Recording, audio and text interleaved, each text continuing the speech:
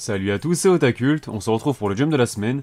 Alors désolé pour ce retard encore une fois, mais entre une légère refonte graphique qui s'imposait pour marquer le début d'une nouvelle saison et d'une nouvelle année, mais également quelques imprévus IRL, je n'ai pas pu faire autrement.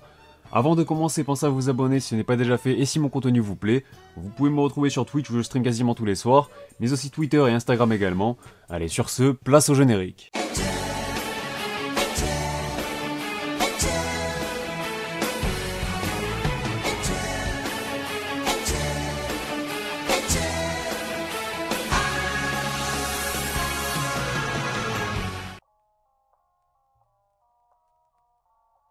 Tout d'abord, commençons par la partie hors classement. Comme prévu, c'est My Hero Academia qui fait la couverture du magazine pour ce premier numéro de l'année 2022. Pour l'occasion, Kohei Horikoshi nous a réservé un joli color spread au ton hivernal sur lequel on retrouve nos principaux héros. Mis à part ça, les autres pages couleurs reviennent quant à elles au second chapitre de la nouveauté Doron Dororon, qui je le rappelle est un manga centré sur le thème de l'exorcisme. Le manga Undead Unluck profite également de sa première page couleur de l'année pour son 90e chapitre. Et enfin, Magu-chan est aussi mis en avant cette semaine, l'occasion de nous dévoiler les résultats du premier sondage de popularité de ses personnages, assez surprenant de remarquer que l'héroïne de la série arrive seulement à la 3ème position. Retour de la petite catégorie dédiée aux dernières nouveautés qui rejoindront le classement dès leur 8ème chapitre, c'est notamment le cas d'Ayashimon qui signe déjà sa 4ème apparition, tandis que la comédie Protect Me Shugomaru nous délivre son 3ème chapitre. Du côté des absents, c'est Black Clover qui profite d'une petite semaine de pause, le manga sera de retour dans le prochain numéro, dommage que l'on ne puisse toujours pas en dire autant de Hunter x Hunter, même si on essaye toujours de garder un peu espoir aussi. On passe maintenant au classement qui est composé de 13 mangas, soit un de moins que la semaine passée, et on peut déjà dire que l'on commence l'année comme on a terminé la précédente, puisque l'on retrouve une nouvelle fois le Eishi Ayakashi Triangle au fond des abysses.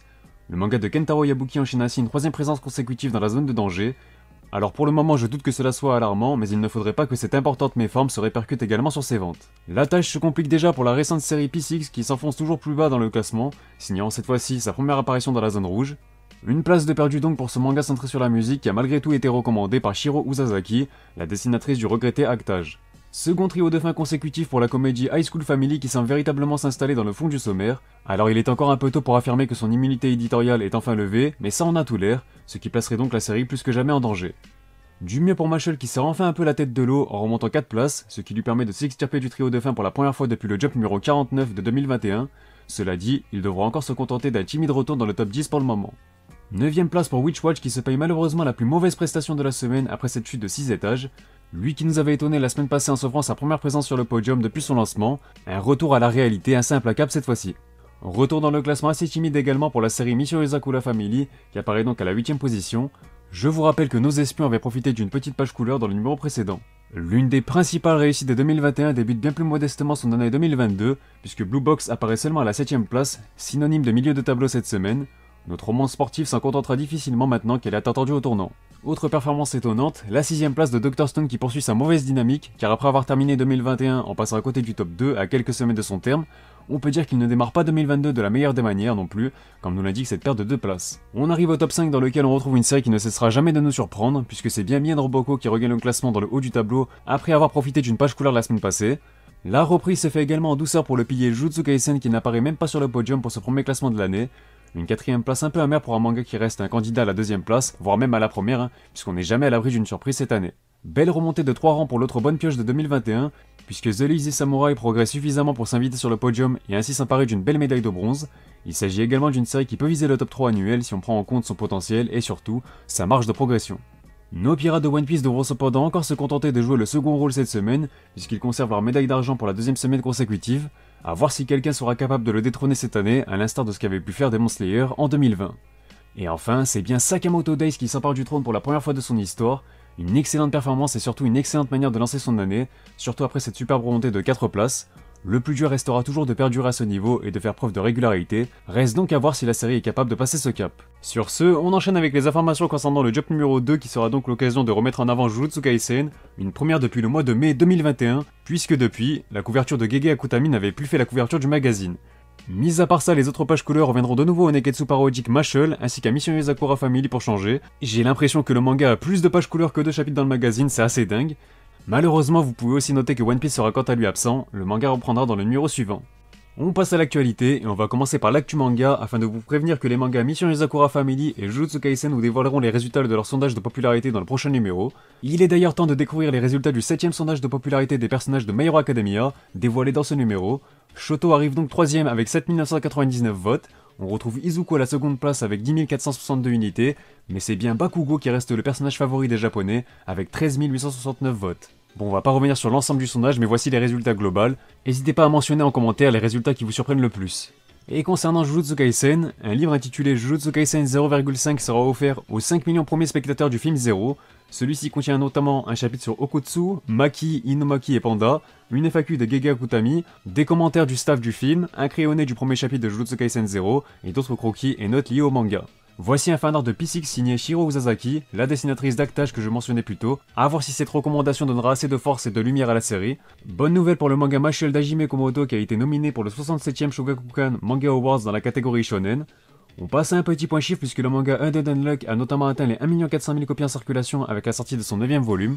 Ce poster est d'ailleurs offert pour l'achat de ce dernier. Du côté de Manga Plus, la série Dandadan de Tatsuyuki Nobu compte désormais 700 000 copies en circulation avec la sortie de son 3ème opus. Le phénomène prend de plus en plus d'ampleur au Japon et c'est bien mérité, lisez cette pépite. Histoire de revenir sur le thème, voici le fanart de Tatsuki Fujimoto, l'auteur de Chainsaw Man et Fire Punch qui a redessiné la couverture du tome 2 de Dragon Ball pour le projet des 40 ans de la série. Par contre, on peut dire qu'il a pas du tout respecté Goku, ça me termine. Mais ce qui nous intéresse le plus est bien le fait qu'on ait enfin eu des nouvelles concernant la seconde partie du manga. Cette dernière est bien prévue pour 2022 en parallèle de la sortie de son animé. Tatsuki Fujimoto a révélé lors d'une interview pour le Konomanga Ga Sugoi de 2022 qu'il était en train de travailler sur un nouveau one-shot et que la deuxième partie du manga est encore en cours de préparation. C'est d'ailleurs son one-shot Look Back qui a remporté ce fameux prix Konomanga Ga Sugoi de 2022, devançant notamment Kaiju numéro 8 qui arrive 3ème, un cran au-dessus de Dandadan 4ème. On passe aux sorties françaises de la semaine histoire de vous faire un petit récap. Le tome 18 de Dr Stone est enfin disponible chez Glénat, et il est d'ailleurs très bien accompagné puisque le 7ème opus de One Piece vous attend lui aussi en librairie, avec une édition collector pour marquer l'événement. Du côté de chez Kiun, vous pouvez retrouver le tome 12 du populaire Jujutsu Kaisen. Pas mal de sorties cette semaine chez Kaze également, en commençant par le tome 2 de Kaiju numéro 8, ainsi que le tome 6 du Negetsu Mashle, sans oublier le 43ème volume du manga de sport IQ, et enfin, le tome 70 de Gintama est quant à lui disponible chez les éditions Kana.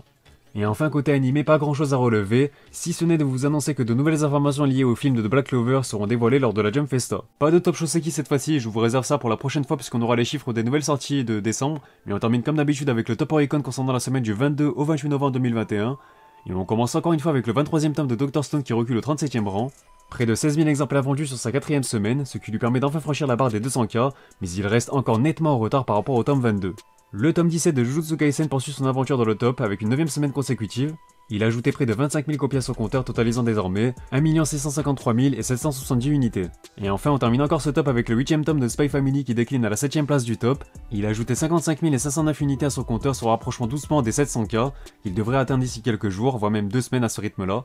Il reste encore très nettement en retard lui aussi sur son précédent tome. Sur ce, la vidéo est terminée, n'hésitez pas à réagir sur celle-ci et sur le classement dans les commentaires.